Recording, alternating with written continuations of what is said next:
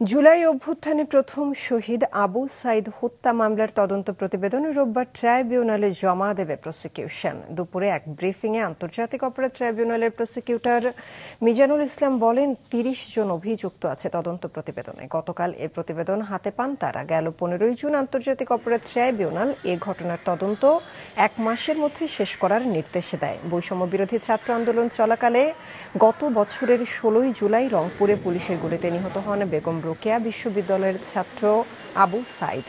দিনটিকে আবু সাইদ দিবস ঘোষণা করেছে সরকার।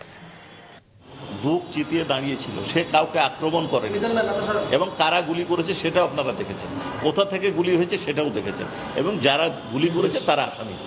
ফরমাল চার্জ কাদের বিরুদ্ধে দাখিল করা হবে সেটা আমরা এই মুহূর্তে আপনাকে বলবো না।